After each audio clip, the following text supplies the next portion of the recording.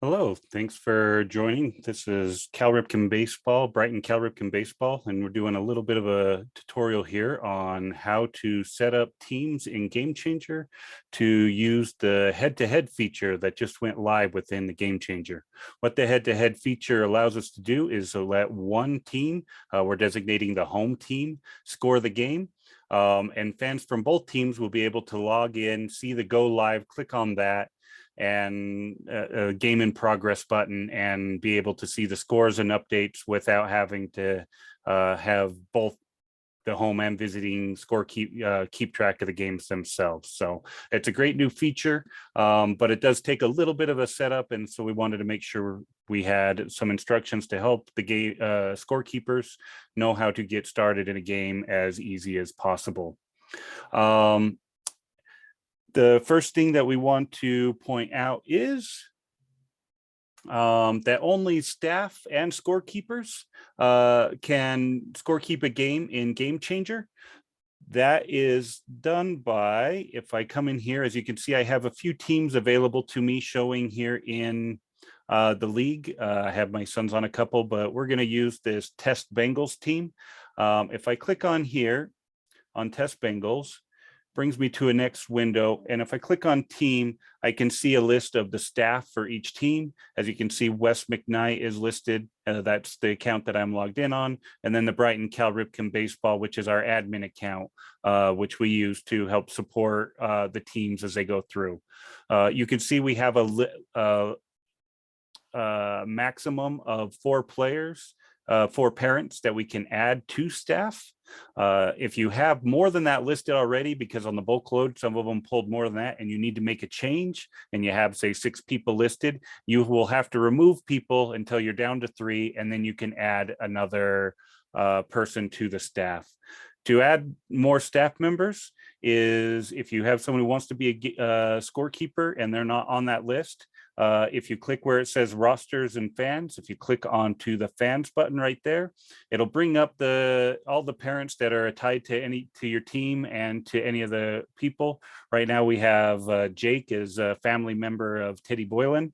So if we click on Jake's name, it brings it up. I have the option here. I can click on to add him to set staff. If I add him to staff, he will now have the ability to then go in and I go back out and I look at the roster. He will now be listed and have the ability to keep the games, as well as me and the Brighton Cal Ripken admin account. So I'd have room for one more. The head coach usually has that last spot. 2 different Gamechanger scorekeepers are usually what we have listed there.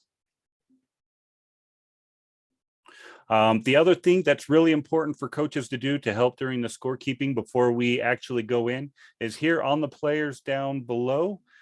As I see you have a full team, please make sure you go in and update the numbers now that you're getting the jerseys of these players. That'll help opposing scorekeepers know which player that is. They don't know your child's names. So if they can just look for number 9 and know that that's the person they need to put into that order or should be up to bat, it really helps them keep track of the batting order and who the pitcher is in each of these things. As you can see, I have numbers on all of them except for Dylan at the top. To do that, I would just click on Dylan's name. And then in the top right corner, there's an edit button. I click on edit, and then you can see there's a jersey number. I'll click on that and give him a number 1, save, and back. And now you can see that I have numbers on each of my players available now on the league. So you can do that ahead of time before any of the games. It'll remember it for the rest of the season.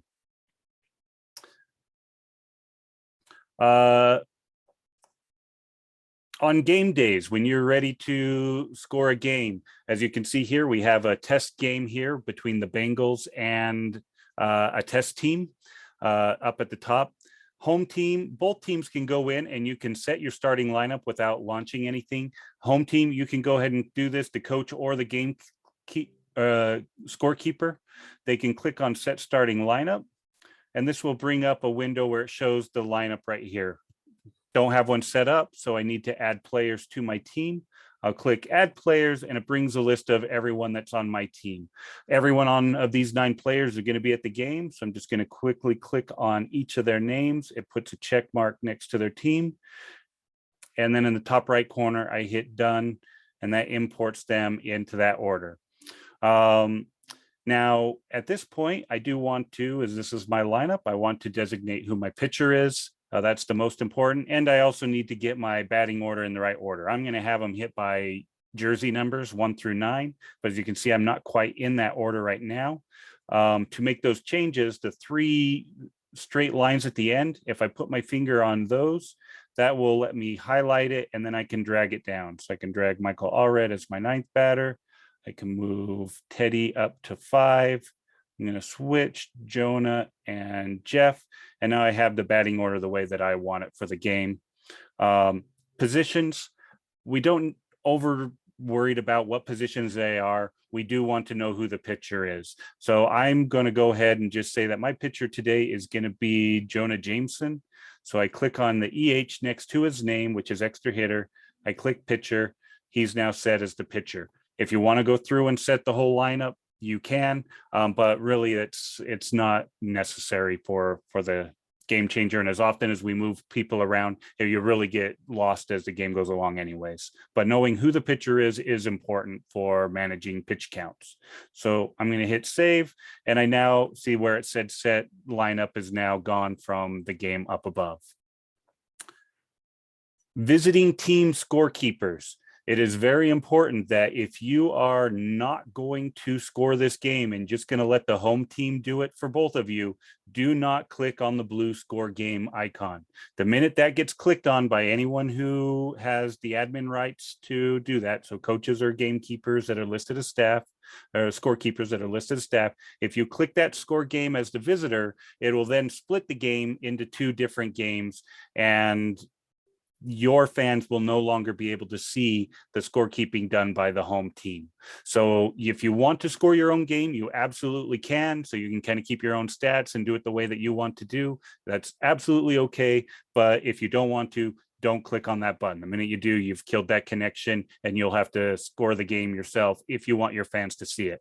The home team will still be the main team keeping score. That's the one we as a league will look at for pitch counts and everything else. So it's not the end of the world if you do it, but any of your family that might be watching on the Score Game Changer app will no longer be able to see the updates done by the home team.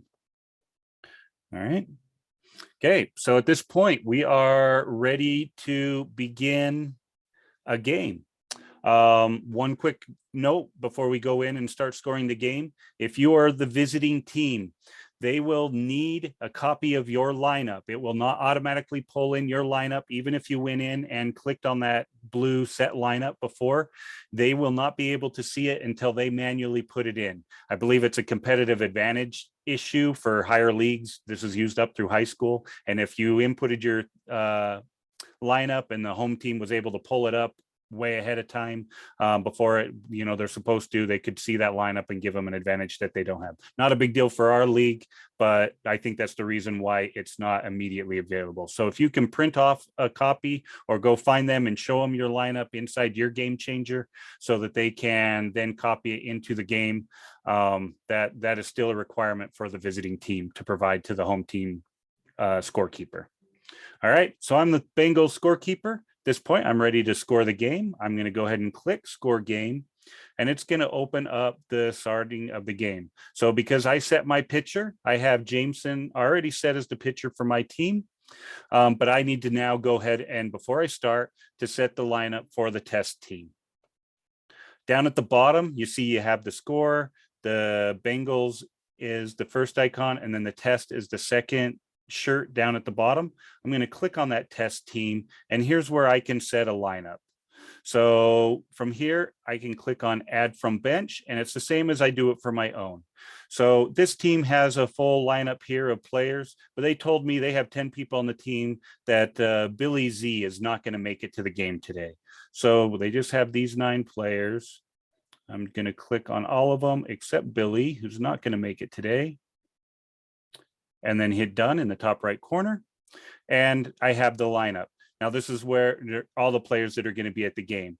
Now, this also is where it helps to get the lineup from the other team because they have a little bit of different order.